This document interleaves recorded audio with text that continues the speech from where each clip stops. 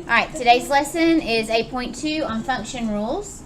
So we have several definitions from page 587 that we need to record. Sequence is the list of numbers in a specific order. And each of those numbers within the sequence we'll call a term.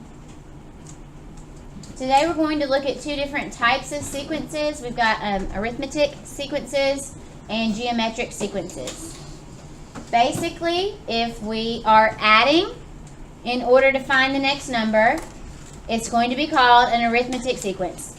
If we multiply to find the next number, then it will be a geometric sequence. We can look at some examples on page 588.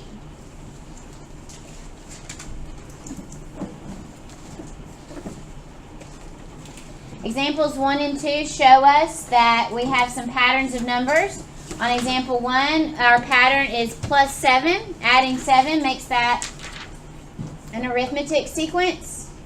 And on example 2, our pattern is multiply times 2, and that will make that a geometric sequence. So on A through D, on the got it, you need to look at each sequence of numbers and simply determine, is it arithmetic or is it geometric?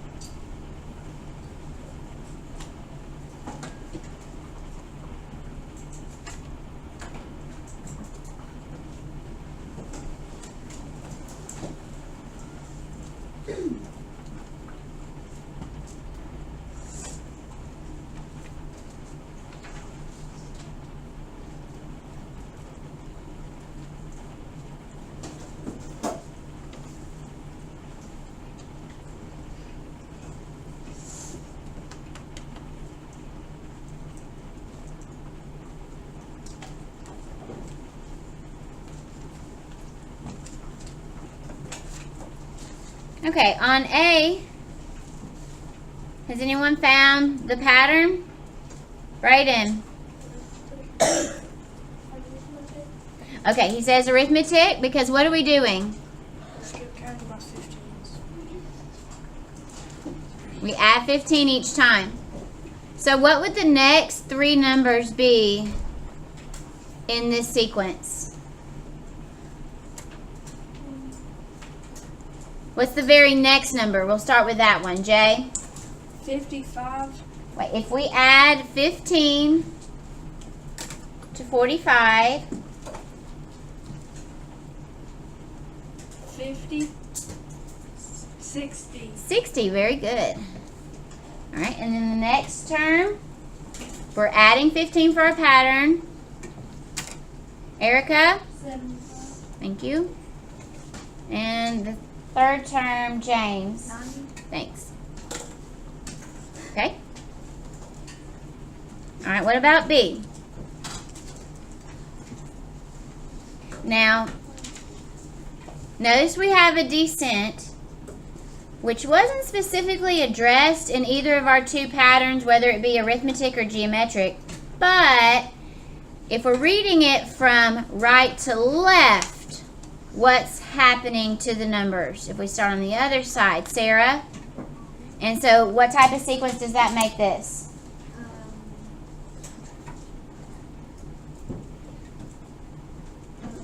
Arithmetic. All right, so our rule here is to subtract by what? 0.5. Yes, 0.5. All right, so to get that, in my calculator, I would type 3 minus 0.5. So for the next term, I would get 2.5. So what about the second term here? Peyton? 2. And Seth? 1.5. Thank you. All right. We're here, right here. We're going 1, 3, 9, 27. Paige, what do you think? Geometric. Good.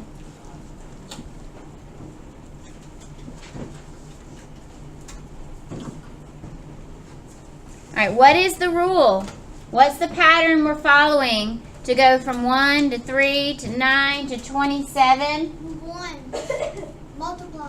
Yes, but what are we multiplying by, Aiden? 3s. Okay, so each time we have to multiply by 3. So to find the next number, I'll type 27 times 3 to get 81. And then I'll have to type 81 times 3 to get 243. And then 243 times 3 to get a 729. You said 241. It's 243. Sorry, I wrote 243 and that's what we need to have. All right, and then for D.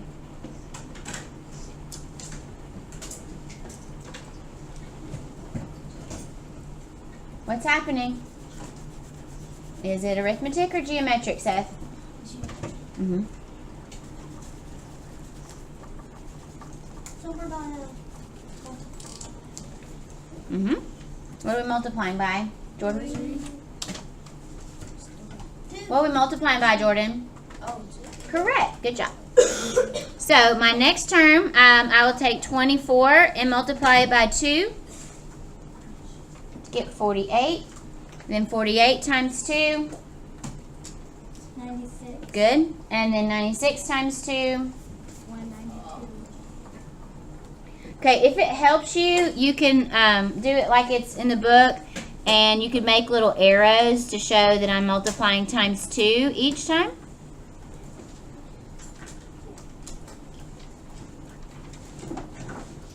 So you can show your patterns that way. And here we were multiplying times 3.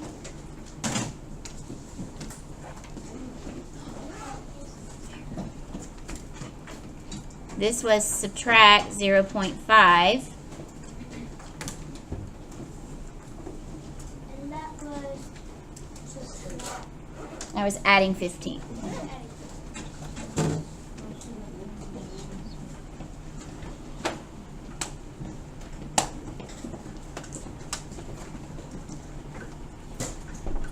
Alright, so as we move on to page 589, we're going to see tables again. And we are going to need to determine the rules for these particular tables. Let's look at example 3.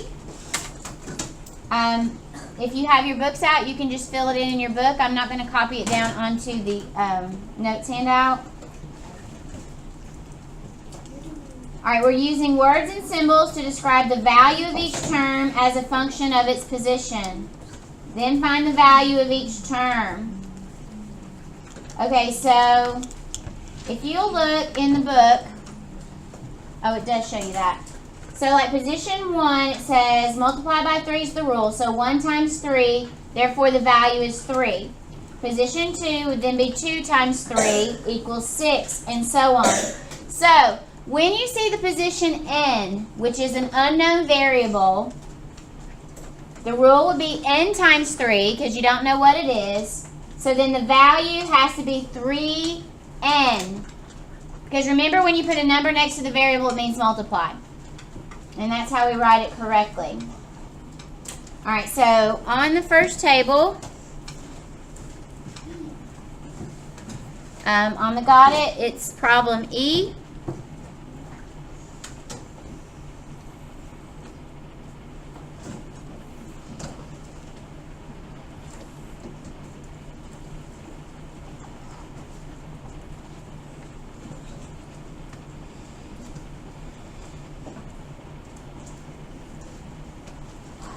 Okay, so this table is written horizontally instead of vertically, like example 3, but that's okay. We still have the information we need.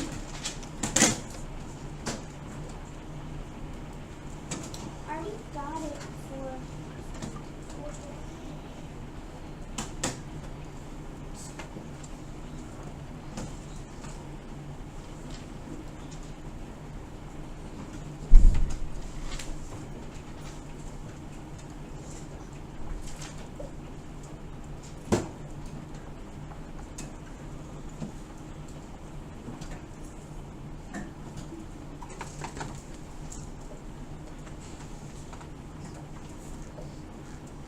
Okay, so when we look at this, we need to think, how does this 2 become a 12?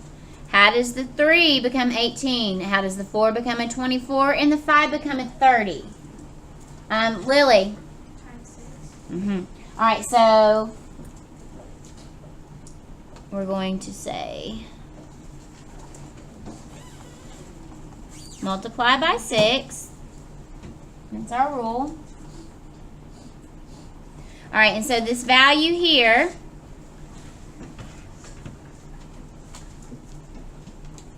would be n times 6 because it's unknown, but that's not how we write it.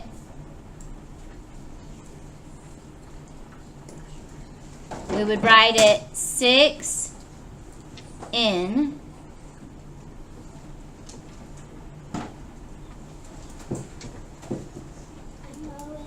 Okay, so if n does equal 6,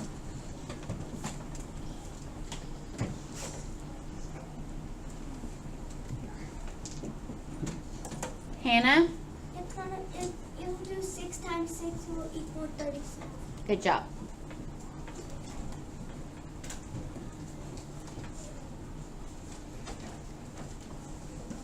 Okay, questions on that one? Okay. Let's look at F. It's an adding one.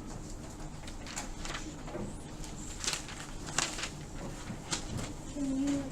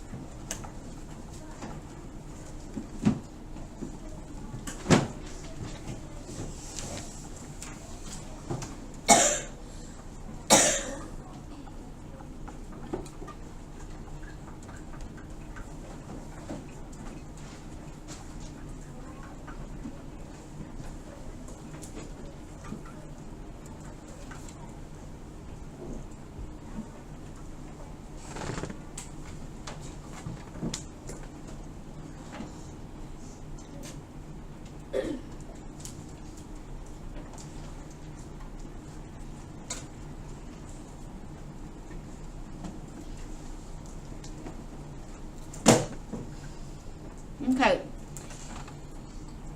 What do we have for our rule here? What's happening? How does the 3 becoming a 7, 4 becoming an 8, 5 becoming a 9, and a 6 becoming a 10? Nadia? Yes. We're going to add 4.